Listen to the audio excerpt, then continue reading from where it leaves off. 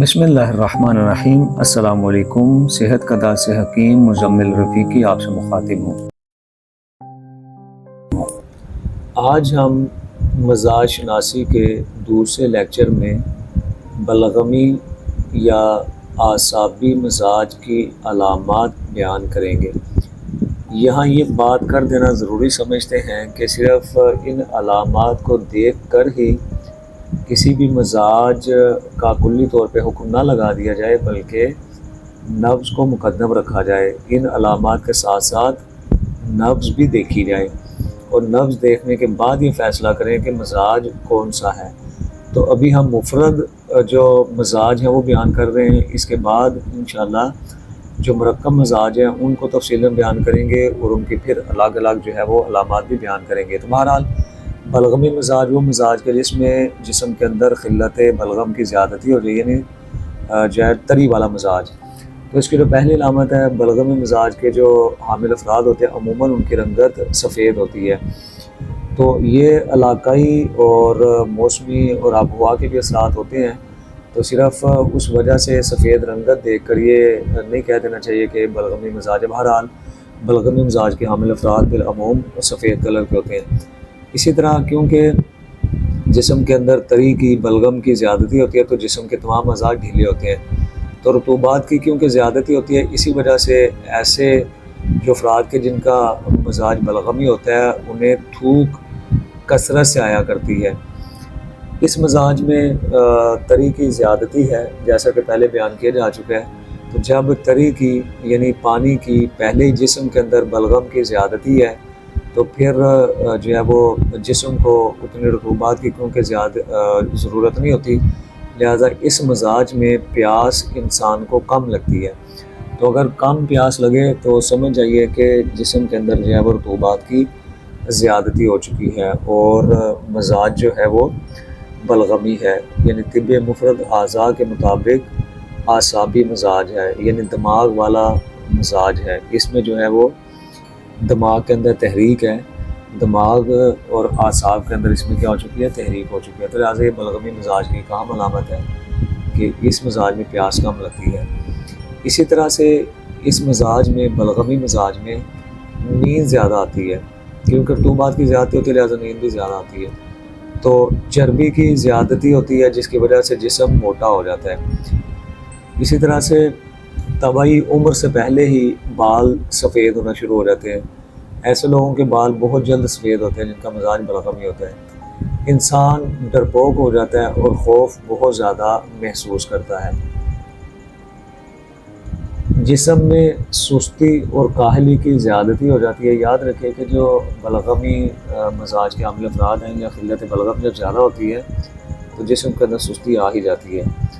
تو کیونکہ اس کا تعلق جو ہے تری کے ساتھ ہوتا ہے اس مزاج کا، تو لہٰذا خواب میں بھی انسان بالعموم پانی والے خواب دیکھتے ہیں، خواب میں پانی زیادہ دیکھتا ہے، چاہے وہ آبشار کی صورت میں ہو، بارش وغیرہ کی صورت میں، اسی طرح کیونکہ اس مزاج کا جو رجحان ہے آہستہ آہستہ سردی کی طرف ہوتا ہے، تو اس لیے اس میں مرد جو ہے یہ جنسی لحاظ سے یہ ان کی کمزوری ہوتی ہے، حجاب کم ہو جاتا ہے۔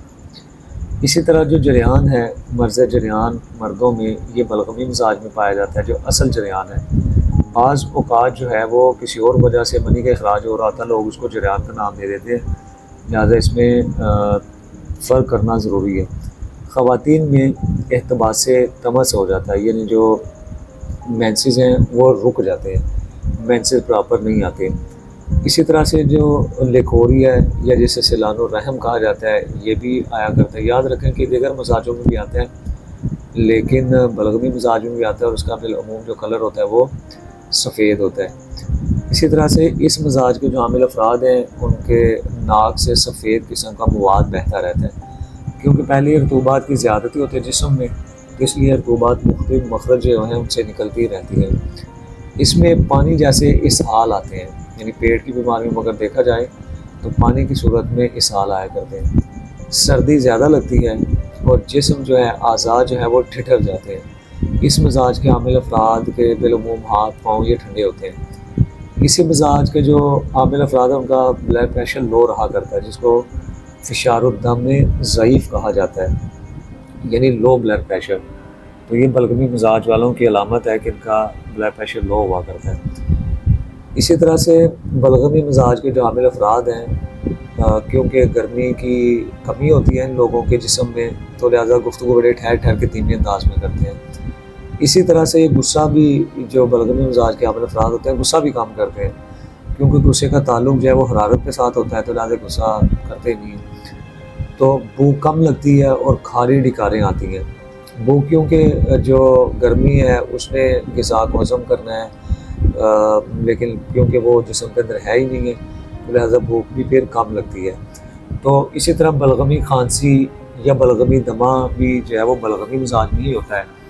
دمے کی بنیادی طور پر 3 اقسام ہیں، تو ان میں سے جو بلغمی یا اعصابی دم ہے وہ بلغمی مزاج کے جو حامل افراد ہوتے ہیں انہیں ہوا کرتا ہے۔ اسی طرح سے شوگر جو ہے، شوگر حقیقی ہو جاتی ہے اس میں۔ شوگر حقیقی جو یہ خاص ایک اصطلاح ہے جو اعصابی شوگر کے لیے بولی جاتی ہے، کیونکہ جو بلغمی شوگر ہے وہی اصل میں حقیقی شوگر ہے۔ عضلاتی مزاج میں غدی میں بھی ہو جاتی ہے لیکن وہ حقیقی شوگر نہیں ہے، تو لہٰذا اس کو حقیقی شوگر کہہ دیا جاتا ہے۔ تو بہرحال اس میں جو ہے وہ ذیابیطس ہو جایا کرتی ہے۔ سلسلہ البول کا عارضہ بھی ہو جاتا ہے، یعنی پیشاب جو ہے وہ زیادہ آتا ہے، مسلسل آتا ہے، زیادہ جو اس مزاج کے حامل افراد ہوتے ہیں انہیں پیشاب زیادہ آیا کرتا ہے۔